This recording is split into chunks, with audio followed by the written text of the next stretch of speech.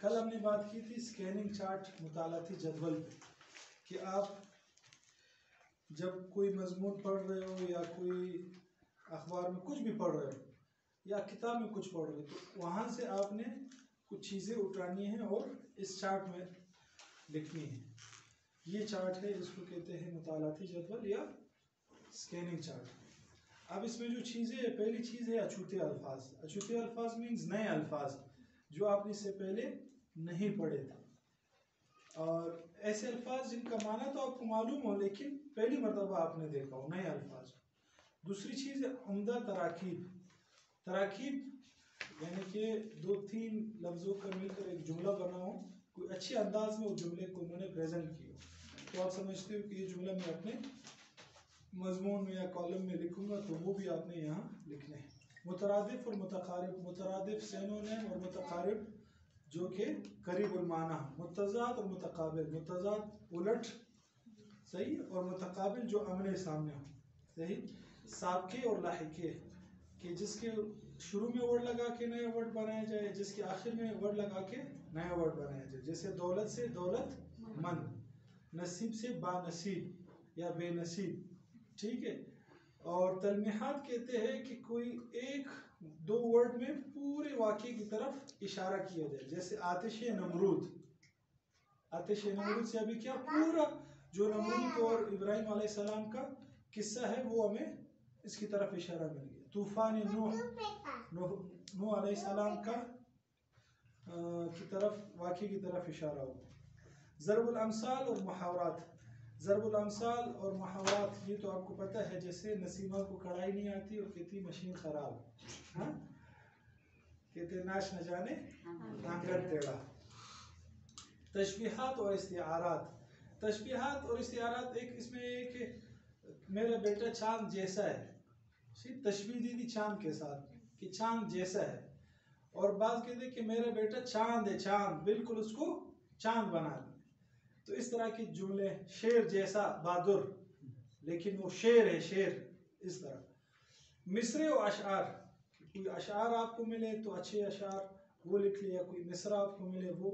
तहकीक तलब अल्फाज, कोई ऐसा लफ्ज़ जो आपने देखा नया भी है और उसके मानी आपको नहीं आ रहे, उसको या लिखिए और आगे उसके मानी का खाना दिया है तो वो खाना उसमें वो लिखते, ठीक है। और ख्याल अंगेज जुमले। ख्याल अंगेज जुमले उसे कहते हैं कि जो किसी दूसरे मजमून या कालम का आपके लिए एक दूसरा उन्वान बन सकता हो या दूसरा आइडिया, कुछ भी ख्याल आपके जहन में आ रहा है तो वो आपने वो जुमले वहाँ लिख लिए, ठीक है। तो ये इंशाल्लाह आपको फिर फुट स्टेट इसका मिल जाएगा इंशाल्लाह। वसीम भाई ले आएंगे, आप लोग पैसे दे दो तो इंशाल्लाह फिर ये नहीं भूलेंगे। अच्छा, अब कल हमने बात की थी कि मवाद कहाँ से हम हासिल करेंगे, ठीक है जी। बरीका क्या मसला है आपका? ज़रूरी। अच्छा, कल हमने पढ़ा था कि मवाद को हासिल कैसे करेंगे, उसके मुख्तलिफ ज़राए हमने पढ़े थे, मुताला, मुशाहदा, मुकालमा, मुसामा, इंटरनेट, तजरबात वगैरह। आज हम पढ़ेंगे कि मवाद को फिर महफूज कैसे करेंगे। मवाद महफूज करने के ज़राए, यानी मवाद आपके पास आ जाए लेकिन अगर आप उसको महफूज ना करें तो वो सारा ज़ाया हो जाएगा ना। हमारे यहाँ क्या होता है, जब हम नंबर किसी से मांगते हो, नंबर देते हैं तो हम अखबार के उस टुकड़े पे लिख देते हैं या उसके ऊपर के अच्छे नंबर, फिर जब उसकी ज़रूरत पड़ती है पूरे लाइब्रेरी हम ढूंढ लेते हैं, पूरा दराज खोल लेते हैं, पूरी अलमारी खोल देते हैं, लेकिन वही अखबार नहीं मिलता जिस पे नंबर लिखा हो। तो अभी महफूज कैसे करना है उसके लिए है कि एक तो आप अपने साथ छोटी सी डायरी रखें, सही है, छोटी डायरी जिसको जीके बुक बोलते हैं, गेट कीपर बुक, सही, छोटी सी डायरी।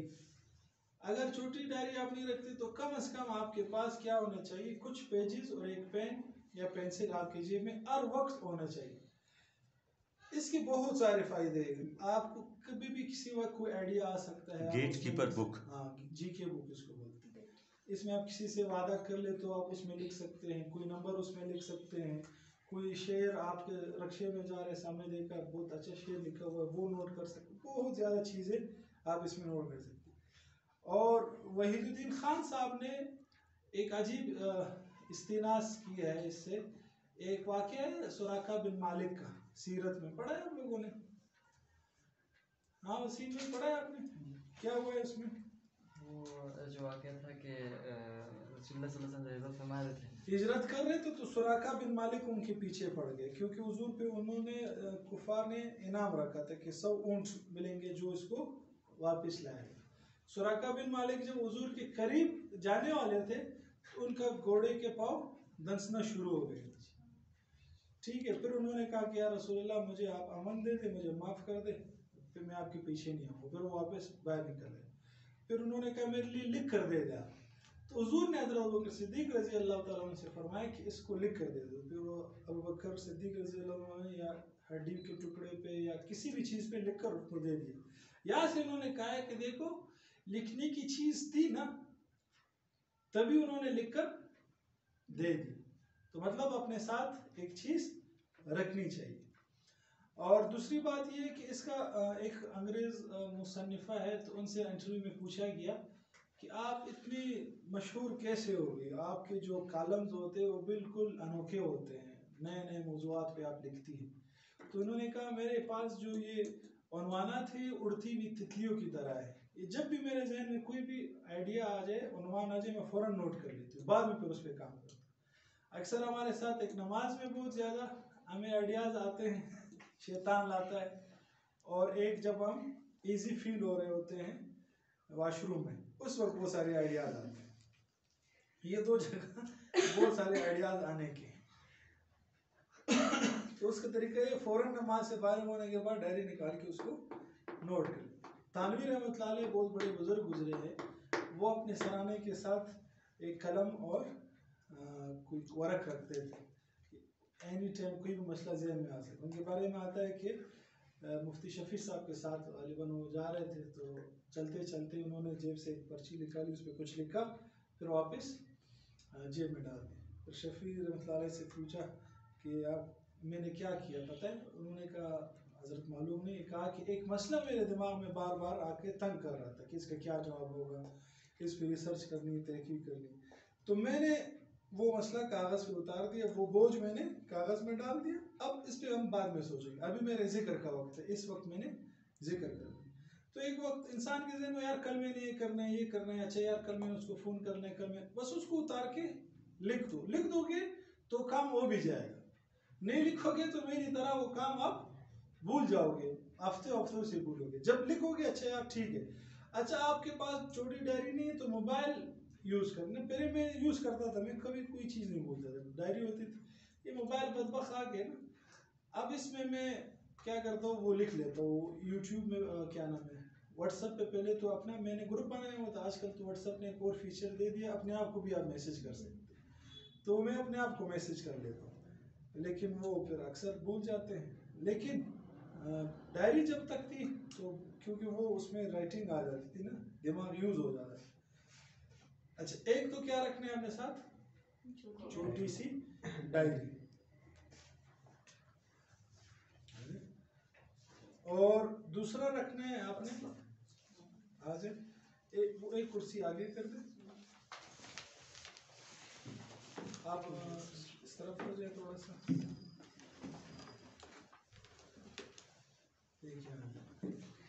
यहाँ आ जाए।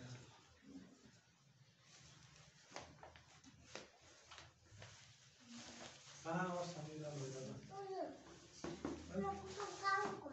हाँ वो आना चाहिए। कौन से थे? छोटी डायरी। तो आपके पास एक क्या होनी चाहिए, छोटी डायरी। ये मवाद महफूज करने का पहला जरिया है। एक छोटी सी डायरी आपके पास होनी चाहिए जिसमें आप लोग कुछ भी लिखें जो जहन में आपके आइडिया है। दूसरा जो मवाद महफूज करने का जरिया है वो है बड़ी डायरी। अच्छा डायरी लाजमी नहीं है कि अभी आप खर्चा करो 2-3 हज़ार की डायरी ले लो, आप कोई एक नोटबुक भी ले लो, वो भी काफ़ी है इसके लिए। तो वो आप लेके उसमें आपके रोज़ाना बेशुमार वाक़यात आपके सामने आते हैं। वो रात को जब आप लिखेंगे तो उससे आपकी राइटिंग की प्रैक्टिस भी होगी और आपके राइटिंग में रवानी आ जाएगी। ठीक। और दूसरा फ़ायदा ये होगा कि आपके कोई ख्याल और कोई वाक़या ज़ाया नहीं होगा। और एक फ़ायदा ये होगा कि जब आप कई 5, 10, 20 साल बाद वो डायरी उठाएंगे तो बहुत अजीब कैफियत आपको मिलेंगे, बहुत मज़ा आएगा। कभी कभी मैं अपनी डायरीज उठाता हूँ तो बहुत यार अच्छा, ये उस वो पूरा मंजर सामने घूम जाता है, बहुत अच्छा लगता है। तो ये फ़ायदा होगा। और दूसरा ये होगा कि आपके पास हवाला होगा कि यार फलाना वक्त में ये वाक़या हुआ था, ठीक है, मसलन 9/11 का वाक़या हुआ था, अगर आप उस वक्त डायरी लिखते तो उस वक्त क्या हालात थे तो आपके जहन में आएंगे। जो इंसान खुद देखता है, खुद उस वक्त से गुजरता है, तो हवाला ज़्यादा मजबूत होता है, छः जाए कि सुनी सुनाई बातों में। और उसके ज़रिए आपका बहुत अच्छा क्या उसको बोलते हैं, सेल्फ अकाउंटेबिलिटी, मुहासबा हो सकता है। रात को जब आप बैठ के लिखेंगे कि आज मैंने कितना वक्त ज़ाया किया और कितना वक्त किस काम में लगाया, तो इसका भी फ़ायदा होगा। और इसमें आप ये करें कि देखो अल्लाह पाक ने 1440 मिनट रोज़ाना हर एक इंसान को देते हैं, तो अब उसको कहाँ यूज़ करना है कहाँ यूज़ नहीं करना है उसके इख्तियार में।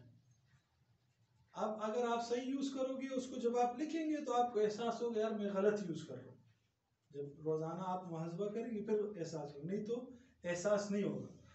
और बहुत सारी किताबें ऐसी वजूद में आई है कि जो मुताला करते करते उलमा ने वो नोट किए, वाक़यात वहाँ से निकाल के नोट किए, बाद में वो पूरी पूरी बुक बन गई।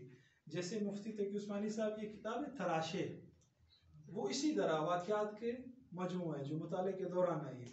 एक किताब है गुलहाए रंग रंग, एक किताब है दास्तान कहते कहते, और एक किताब है कशकोल मजहरी, एक किताब है कशकोल, एक किताब है किताबों की लाइब्रेरी में। ये सारे वो किताबें जो कैसे वजूद में आई है, मुताला करते करते जो चीज़ें उनको अच्छी लगी वो उन्होंने उठा के उस डायरी में नोट कर ली, फिर वो डायरी बाद में पब्लिश हो गई कि उतनी कीमती चीज़ें थी। सही, तो इससे क्या एहसास हुआ कि मुताला भी करना चाहिए, ठीक है। तो मुताला करेंगे तो अगर आप खुद से किताब नहीं लिख सकते तो कम से कम लोगों का जो आपने इंतखाब किया वो भी इस काबिल होता है कि उसको शाया किया जाए। तो ये दूसरी चीज़ हो गई। तीसरी चीज़ है कटिंग फाइल। कटिंग फाइल कहते हैं कि आप जब कोई मजमून पढ़ रहे हो या अखबार में कोई फीचर पढ़ रहे हो या कोई कहानी पढ़ रहे हो, तो उसमें अगर आपको कोई अच्छी बात लगे, कोई अच्छा मजमून लगे, तो उसको आप क्या करें, काट लें। काट के आप उसको फाइल में रख दें या उसके लिए एक कॉपी ले लें, उसमें आप लगा दें। देखो ये मेरे कटिंग फाइल्स है, अभी आपको इसमें देखो कॉलम्स नजर आएंगे, आ रहे हैं नजर, दुनिया जहाँ की इसमें आपको। ये किसने पेस्ट किए? आपने खुद ये किसी से करवाई है? खुद किए जितनी चीज़ें आप बता रहे हैं उसके लिए हमारे लिए 1440 मिनट तो कम है नहीं पर डे। और देखो आपके सामने मैं मौजूद हूँ, जब मैं कर सकता हूँ तो आप भी इंसान हैं, आप भी माशाल्लाह 2 आंखें 2 कान हैं आपके साथ, और बल्कि आप मुझसे अच्छा कर सकते हैं। मेरी जिम्मेदारियाँ बहुत ज़्यादा हैं, ये देखिए ये उस ज़माने की थी। अच्छा, इसके लिए लाजमी नहीं कि आप कोई नई कॉपी खरीदें, आप कोई पुरानी कॉपी भी लेकर उस पर आप कर सकते हैं, खर्चा नहीं कराऊंगा आपका, टेंशन नहीं ले आप लोग। ये कटिंग फाइल इस तरह भी बना सकते हैं आप, ठीक है। फाइल है, हर एक मजमून का आपने लिखा है, देखो टाइम मैनेजमेंट है, तकाबुल अदियान है, तारीख है, ख़वातीन, अब इसमें मेरे को पढ़ी हुई चीज़ें हैं, अब उसमें आप जाओगे बहुत सारी चीज़ें इसमें रखी हुई। स्कूल कॉलेजेस की गुज़िश्ता पढ़ी हुई कॉपीज़ पे ये पेस्टिंग हो सकती है? हाँ बिल्कुल हो सकती है, नई कॉपी भी खरीद सकते हैं। नई कॉपी अगर आप खरीदेंगे तो उस पर आप फिर अपने साइड में नोट्स भी लिख सकते हैं, मतलब मजमून पढ़ लिया, साइड में आपके जहन में जो ख्याल आया आप वो भी लिख सकते हैं, उसका भी फ़ायदा होगा, ठीक है। तो ये आप फिर इससे कटिंग फाइल एक अपनी जाके गलती से बना लेना, सही इंशाल्लाह। तो ये हो गया। और क्वेश्चन जी, कोई जैसे कि अभी हम कोई बुक पढ़े ना, जी जी, तो उससे तो फिर कट नहीं कर सकते कोई चीज़, तो उस टाइम क्या करें? हाँ उसका हवाला दे देना, तो शुरू में मैंने कल बताया था, जी, आप टाइम शुरू भी उसका पेज नंबर। अगर आपकी अपनी किताब है। हाँ सर, अक्सर लाइब्रेरी की किताबें होते हैं उस पर लिखा नहीं जा सकता है। लिखा नहीं जा सकता, तो ये बड़ी डायरी किस लिए, बड़ी डायरी ले जाए ना, उसमें वहाँ नोट करें, लिख ले, तो सारे हल है हमारे पास अल्हम्दुलिल्लाह। काट नहीं सकते तो उसमें नोट कर ले, अपनी किताब है तो शुरू में नोट कर ले, सिर्फ सफ़ा नंबर, लाइब्रेरी किताब है तो डायरी में नोट कर ले, और काट सकते तो बस कटिंग फाइल में डाल दे। और एक चीज़ है कंप्यूटर, कंप्यूटर से भी आप बहुत ज़्यादा मवाद अपना महफूज कर सकते हैं। कंप्यूटर में मुख्तलिफ प्रोग्राम्स है, ड्रॉप बॉक्स है, सुने, जी, गूगल ड्राइव है, क्लाउड, फलाना फलाना बहुत सारी चीज़ें, यूएसबी आजकल आ गई है, सीडीज में आप राइट कर सकते हैं चीज़ों को, यूएसबी और टेप 1000 GB का मिलता है, वो आप लेके उसमें अपनी सारी चीज़ें डाले डाले डाले, भरेगा ही नहीं बहुत ज़्यादा। मेरे पास एक है वो भरा हुआ है, अभी दूसरे लेने के इरादे है, दुआ करें कि आ जाए। तो ये सारे क्या है, मवाद महफूज करने के ज़राए। अगर आप खुद सोचे इतना मवाद हो आपके पास, कटिंग फाइल हो, छोटी डायरी, बड़ी डायरी, 1000 टेप 1000 GB भरी भी हो, ड्रॉप बॉक्स, गूगल ड्राइव भरे हुए हो, तो कोई मजमून निगारी कहानी लिखना मुश्किल है क्या? आप हैरान होंगे किस चीज़ पे लिखूं मैं, इतने आपके पास मौज़ूआत होंगे, इतना कंटेंट होगा, कंटेंट राइटिंग के आप बादशाह बन जाएंगे। लेकिन अगर आपके पास ये चीज़ें है ही नहीं, मवाद है ही नहीं, और आप अपना प्रोफाइल में लिखे कंटेंट राइटर, और वो आपको ऑर्डर आ जाए फलाना, आप परेशान हो गए, लिखो तो क्या लिखो, कहाँ से लिखो? तो पहले अपने आप को लेस करें, हथियार से लेस करें। सिपाही जब जाता है लड़ने तो हथियार के साथ जाता है, ऐसा नहीं वहाँ जाके वो हैरान परेशान अभी क्या करो, तो वो एक गोली खा के मर जाएगा। अपने आप को लेस करें, फिर मार्केट में बहुत काम मिलेगा, ऑनलाइन बहुत सारा काम है, और क्या नाम, अपने आप का अखबार में आप लिखना शुरू कर दे, छोटे अखबारों से करते करते बड़े अखबार पर अच्छा पे करते हैं। जावेद चौधरी को एक कॉलम के 1 लाख उस वक्त मिल रहे थे। शाहजेब खानजादा की क्या तनख्वाह है आपके जहन में? 45 लाख तनख्वाह है, 45 लाख। 10 लाख स्टार्टिंग तनख्वाह इन एंकर्स की, 10 लाख से स्टार्ट होती है। समझ में आ गई बात? वो क्या है, सिर्फ बोलना है और तहकीक रिसर्च करते हैं ना, उनके प्रोग्राम भी वो कितने मुदल्लल मुनज़्ज़म अंदाज में होते हैं। तो ये इस तरह की है। लेकिन ये फील्ड हमारे यहाँ तो सब ने CSS PCS करना है, डॉक्टर इंजीनियर बनना है, और तो कुछ करना ही नहीं, वो समझते हैं बस यही है और कुछ नहीं। ये बहुत बड़ी फील्ड है, इसमें अगर आप जाना चाहें तो ये 2 मरहले हो गए। पहला मरहला मवाद कहाँ से लेना है, दूसरा मरहला महफूज कैसे करना है। अब तीसरा मरहला हम आते हैं तहरीर की तरफ, आहिस्ता आहिस्ता रवा दवा होते हैं। तीसरा मरहला क्या है, सिन्फ तहरीर का इंतखाब। सिन्फ तहरीर का इंतखाब यानी किस सिन्फ में आप लिखना चाहते हैं, कौन से शोबे में आप लिखना चाहते हैं। ठीक है, एक है नज़म और एक है नसर। नज़म नसर, नज़र जिसमें शायरी आ जाती है, ठीक है, नसर में फिर वो आ जाती है अफसानवी तहरीर आ जाती है, गैर अफसानवी आ जाती है, और ड्रामा आ जाता है। ठीक है, फिर इनकी मुख्तलिफ, इन 4 किस्मों के आगे जाके मुख्तलिफ सब, क्या इसको बोलते हैं, सब ग्रुप्स, नहीं किस्मों क्या, जेनर्स बोलते हैं, जेन्स बोलते हैं, क्या बोलते हैं, जेंस, जेन्स, जेंस, GEN, जेनर्स, जेनर्स बोलते हैं। जेंडर, जनरल ये कुछ इस तरह अच्छा, pronunciation अब मुंह टेढ़ा करो कुछ भी कर। GENRE। जेनर्स क्या है, हाँ, सर मुझे भी समझ जेनर्स, GENERS, इसी तरह जेनर्स कुछ भी एक किस्म है, जेनरास Yes. किस्में अक़साम, हाँ जेनरास, ठीक है, टाइप्स, जेनरास। मैंने कहा अच्छा नया वर्ड आपको पता चल जाए कि वो भी कोई वर्ड है, सही। तो जेनरास है, जेनर्स है, जो भी है, तो उसमें ये 4 फिर आगे मुख्तलिफ चीज़ों में डिवाइड हो जाता है। अफसानी, फिर रोमानी, रोमांस जिसमें हो, गैर रोमानी, तारीख़ी, सवाने हयात, उसमें तंज़ व मज़ाह, मज़मून निगारी, सरगजस्त, और क्या बोलते हैं, आप भी थी, सबक आमोज़ कहानियाँ मुख्तलिफ, उसमें हम आगे चल के थोड़ी थोड़ी बहुत बात कर लेंगे इंशाल्लाह। सर ये दूसरा क्या है, नज़म के साथ नसर, नसर, हाँ, सर ये जो तहरीर होती है ना, जो जिसमें अशार ना हो वो नसर है, ठीक है। वो जैसे कोई भी किताब वो नसर में ही होती है, ठीक है। यहाँ तक कोई क्वेश्चन? कभी कभी कोई आपको तो आ जाता है, कोई अशार कोई इस तरह हवाला तो आ जाता है।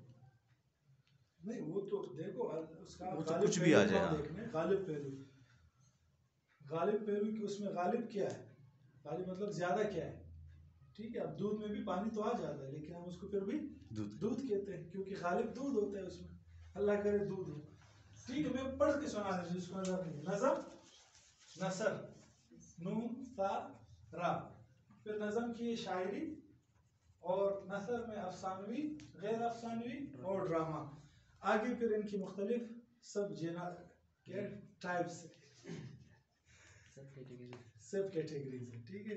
सवानी उमरी है, मजमून निगारी है, कालम निगारी, फलाना फलाना फलाना। तो ये 4 बड़ी किस्में तहरीर के। अब इनमें से आपने इंतखाब करने हैं कि आप लिखना किस पे चाहते हैं। आप शायरी लिखना चाहते हैं, आप अफसाना लिखना चाहते हैं, गैर अफसाना लिखना चाहते हैं, सवानी उमरी लिखना चाहते हैं, क्या लिखना चाहते हैं, ड्रामा लिखना चाहते हैं, ये पहले इंतखाब करें। हम तो बस शुरू हो जाते हैं बाद में, यार क्या लिख रहा हूँ मैं, पता ही नहीं चलता। तो पहले इंतखाब करें कि किस चीज़ का कौन सी सिंफ है। सिंफ के बाद जो अगला मरहला आता है वो है मौजू का इंतखाब। मौजू का आपने इंतखाब करना है कि किस मौजू पे आपने लिखना है। ये 5वां मरहला हो गया। ये चौथा मरहला। अच्छा,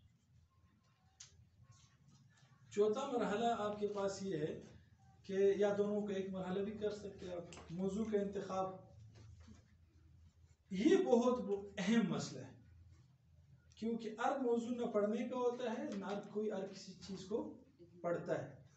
तो आपने मौजू सही मानों में सेलेक्ट करना है क्योंकि मौजू पर ही आपने अपनी पूरी इमारत को रखना है, फिर उस इमारत की आपने तज़यीन और आराइश करनी है। अगर आपका मौजू ऐसा है जो बिल्कुल बेजान सा मौजू है जिसकी कोई वैल्यू ही नहीं, तो कोई उसको पढ़ेगा भी नहीं, अखबार वाले भी उसको शाये नहीं करेंगे। ऐसा मौजू, अभी उस मौजू की कैसे इंतखाब करते हैं उनके चंद तरीके में बताता हूँ, लिख लिया मौजू के इंतखाब के चंद तरीके। एक तरीका ये है मौजू के इंतखाब का कि अपने आप से सवाल करना, अपने आप से सवाल।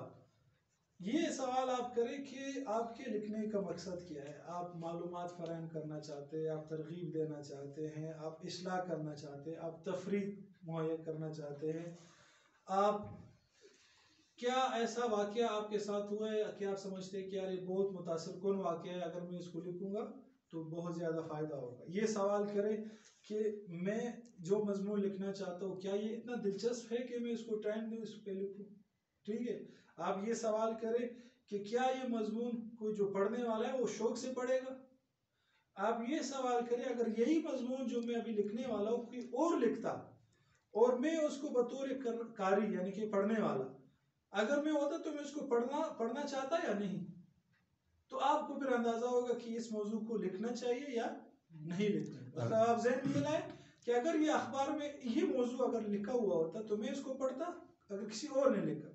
अगर आपको ज़हन में आया कि आप पढ़ लेते तो समझो वाकई वो वैल्यूएबल है। या आप ये सवाल करें कि आपकी उसमें खुद दिलचस्पी है या नहीं, बात सिर्फ कालम निगार बनने के लिए कि यार मेरा अखबार में कोई कालम कोई मजमून आ जाए, ईरान तुरान की चीज़ें लिख डालते और पैसे दे करके यार एक कालम शायर करो, मेरा कालम शायर हो जाए, फिर अपने वो देखो यार मेरा कालम आ गया, मेरा कालम आ गया। एक ही लिखते अव्वल और आखिर, बिस्मिल्लाह अव्वल और आखिर, फिर दोबारा दूसरा लिख सकते ना कुछ जो नाम के लिए, सिर्फ नाम आने के लिए। ठीक, आप कुछ कहना चाहते? ये भी सवाल कर सकते हैं कि अर्निंग कितनी होगी। अर्निंग, अभी अर्निंग तो काफी बात का मरहला है, सही। अर्निंग का जो नए लिकारी है ना वो तो अर्निंग का सोचे ही नहीं।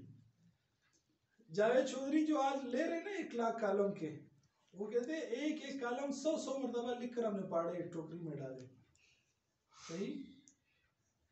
तो वो बहुत बात का काम है। ये जो जितने भी बड़े लोग हैं ना जो अर्न कर रहे हैं किसी भी फील्ड में, तो ये हम गलतफहमी में क्या है, हम क्या करते हैं, ये आइसबर्ग है, आइसबर्ग। आइसबर्ग बर्फ का वो पहाड़ होता है जो आधे से ज्यादा समंदर के अंदर होता है, उसका सिर्फ ऊपर वाला हिस्सा में नजर आता है। हम उसको देखकर हम कहते हैं यार क्या मजे है यार, 1 लाख एक कॉलम के ले रहे, एक प्रोग्राम के 45 लाख ले रहे, ये वो है वो। अच्छा उसके पीछे जो ख्वारी है, जो मेहनत है, वो नहीं रही। मैं एक जगह पढ़ा रहा था एक मदरसे में, तो मैं वहाँ गया, गाड़ी थी उस वक्त मेरे पास, गाड़ी में गया, गाड़ी मैंने रोकी, गाड़ी से उतरा तो मेरे स्टूडेंट सामने बैठे हुए थे, इसी यही मौसम था, धूप में बैठे हुए थे। तो मैंने देखा, मुझे लगा कि ये मेरे बारे में बातें कर रहे हैं ना। मैं गया, मैं उसके साथ बैठ गया, मैं बैठते ही मैंने कहा आप लोग क्या बातें कर रहे थे मेरे बारे में? उन्होंने कहा नहीं नहीं उस्ताद जी हम नहीं कर रहे थे, नहीं नहीं। मैंने कहा नहीं आपने मेरी ग़ीबत की, अगर नहीं माफ़ किया मैं क़यामत में माफ़ नहीं करूँगा। और ये सही उनको मैंने बोलते नहीं हम अच्छी बात, मैंने कहा जो भी बात कर रहे थे बताओ कि क्या बात कर रहे थे बताओ। कहा कि बताया, मैंने कहा बोलते आप नाराज़ नहीं? यार नाराज़ नहीं हूँ, मैं खुद पूछ रहा हूँ।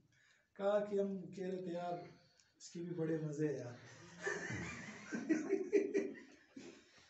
कि कॉलेज से भी तनख्वाह ले रहे हैं और मस्जिद से भी ले रहे हैं तनख्वाह, तकाफुल में भी काम कर रहा है और एकेडमी भी है इसकी, और क्या नाम है इस मदरसे भी आ रहा है, गाड़ी भी है इसके पास और फलाना फलाना। तो मुझे हंसी भी बहुत आई। फिर मैंने उसको कहा कि देखो ये आपको ये वाला नज़र आ रहा है, क्योंकि उस वक्त मैं बहुत सारे काम कर भी रहा था, अब तो नहीं कर रहा हूँ। और बाकी सारी जगहों से मैं तनख्वाह ले भी जाता, मस्जिद से भी, अभी मस्जिद भी नहीं है, तकाफुल भी नहीं है, अब सिर्फ एक लेक्चरशिप है अल्हम्दुलिल्लाह बहुत है। तो क्या बात मैं कर रहा था, अच्छा मैंने उनसे कहा कि मेरे ऊपर ऐसा वक्त भी आया है कि मेरे पास साइकिल थी, लेकिन साइकिल को साइकिल स्टैंड में खड़ा करने के लिए पैसे नहीं थे। सिरखी रोड पे मैं लकड़ी का काम सीखने के लिए जाता था, TTC सेंटर, यकीन करो मैं पैदल जाता था, साइकिल होने के बावजूद कि यार वहाँ साइकिल स्टैंड के पैसे 30 रुपया मांगेंगे, वो क्यों मैं जाया करूँ उसको, वहाँ जाके फिर मैं वो काम सीखता था। तो वो वक्त भी मैंने कहा ये गुजरा है, ये वक्त ऐसा नहीं है कि मैं बस उठ गया तो मेरे पास गाड़ी भी आ गई, सब चीज़ें आ गई, ये वक्त गुजारा है हमने। तो मुफ्ती उस्मानी साहब का खुद लिखा है कि आज हम यार देखो गाड़ियों में घूम रहे हैं, बड़ी बड़ी गाड़ियों में, और पूरी दुनिया देख ली, ये फलाना फलाना। उन्होंने लिखा है कि वो इजहार हक एक किताब है बाइबल से कुरान तक, कहा कि उस पे जब मैं तहकीक कर रहा था तो बसों से लटक लटक कर मैं लाइब्रेरी जाता था, बसों पे लटक लटक। अब देखो उन्होंने भी बसों से लटक लटक कर, ये मजमून निगारी मैंने कैसे सीखी है, दौरान तालिब इल्मी जुम्मे के दिन छुट्टी वाले दिन, छुट्टी एक तो कोई कुर्बान नहीं करता और तालिब तो बिल्कुल कुर्बान नहीं करता, ठीक है। उसको आप बोलो यार ये बुश मुसलमान हो जाएगा, ये क्या नाम है इसराइल का, जो नेतन्याहू है, पता नहीं कौन है, ये मुसलमान हो जाएगा, आप जुम्मे को ऐसे करो कुर्बान करो यार, अल्लाह के करे, तालिब नहीं करे। उस जुम्मे में सख्त गर्मी में, कराची अगर आपके इतनी गर्मी होती है, आप उसमें हम बसों पे लटक के, और कैसे होते थे लटक, एक पाँव होता था और एक आधा पाँव बाहर, एक आधा पाँव ऊपर, इतना रश होता था। जुम्मे के दिन ऐसे भी रश होता। हम सुबह जाते थे, सुबह फजर के फौरन बाद 8 बजे से 12 बजे तक पढ़ना होता, 12 बजे फिर वापस इसी तरह बसों पे लटक लटक के। कभी हम फिर पैसे जमा करके टैक्सी में बैठ कर आते थे, वो बहुत अयाशी होती थी हमें यार, टैक्सी में है, और टैक्सी में कितने अफराद, 7 अफराद 8 अफराद घुसा घुसा के। हम यकीन में जब बाहर निकलते थे ना, पूरा ये मतलब यूँ लगता है जैसे कि किसी ने बाल्टी पानी डाला है, इतना पसीना होता है। हम आ रहे थे तो एक पुलिस वालों ने रोका, बोलते उतरो उतरो, एक उतरा 7-8 बंदे उतरे, टैक्सी वालों को खाना क्या कर रहे हो तुम, इतने बिठाया है तुमने। उसने कहा बस सर ये तालिब है, बस कहने वाला कैसे छोड़े, जुर्माना तो होएगा। उसने कहा यार कुछ नहीं है, गरीब आदमी हो, ये भी सारे बोलते हैं नहीं नहीं वो छोड़ेगा तो नहीं। फिर हमारे एक दोस्त के पास अतर की शीशी थी, बिल्कुल आखिर में थोड़ा सा अतर था, तो वो हमने दे दी उसको, वो भी ले लिया, बोलते बस जाओ अभी जाओ।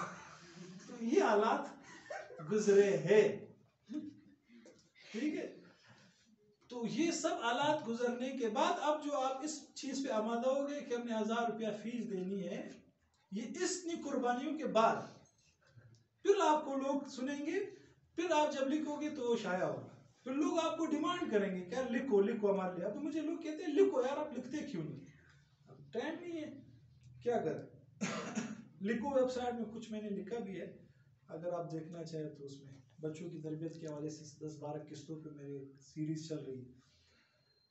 खैर क्या बात कर रहा है, क्यों मैं कर रहा हूँ ये बात? सर आपके स्टूडेंट फारी ये नजर आ रहा है इसके पीछे हाँ, अर्निंग अर्निंग अर्निंग अर्निंग फिलहाल आप ना सोचें, आप जस्ट कमाल अपने अंदर पैदा करें। आप पहाड़ पे बैठ जाए, अर्निंग खुद वहां लोग आएंगे आपके पास, ठीक है? आपके अंदर कोई कमाल होना चाहिए, कमाल होगा तब लोग आएंगे आपके पास, नहीं होगा तो कोई नहीं आएगा आपके पास।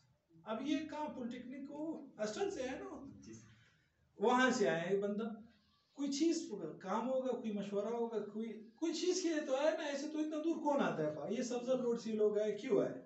तो इनको कुछ मिल रहा है ना, तो जब मिलेगा फिर लोग आपको पैसे भी देंगे, आपसे टाइम भी लेंगे, आपके साथ बैठेंगे भी, जब कुछ होगा आपके पास। मैं अपनी तारीफ नहीं कर रहा हूँ, मैं जस्ट आपको मोटिवेट कर रहा हूँ कि इतना मुश्किल नहीं है, तो मैं कर सकता हूँ तो आप बतरीका औला कर। मैंने जिनको सिखाया है उनके जंग में भी कालम चुप चुके, जिनको मैंने मजमून निगारी सिखाई उनके जंग में भी कालम्स आ चुके, और मुझे खुशी है कि मेरा नहीं आया उनका, आगे संडे मैगजीन में आए, उनके मुख्तलिफ अखबारों में वो लिख रहे, और मुझे खुशी, ठीक है? तो ये वो आ जाएगा, अर्निंग का ज़माना आ जाएगा। तो एक ये सवाल अपने आप से सवाल, इससे आपको मौजू मिलेगा। दूसरा, कुछ मशहूर मौजूआत है जिस पे और कोई लिख सकते हैं, जैसे हो गया अखलाकियात, इबादत, अकायद, माशरत, सियासत, नफ्सियात, तारीख, ज़रा अबलाग, सियाहत, सकाफत, मुख्तलिफ ये मशहूर मौजूआत है जिस पे हर कोई लिख सकता है। रूहानियत, खेल, तालीम, ये एवरग्रीन मौजूआत है जिस पे आप कभी भी लिख सकते हैं। अच्छा, इसी तरह इंसान के 4 तबके हैं, मसलन बच्चों के लिए, ख़वातीन के लिए, नौजवानों के लिए, और बूढ़ों के लिए या आम कारीन के लिए। इस पे आप लिख सकते हैं, बच्चों पे आप लिख सकते हैं, ख़वातीन के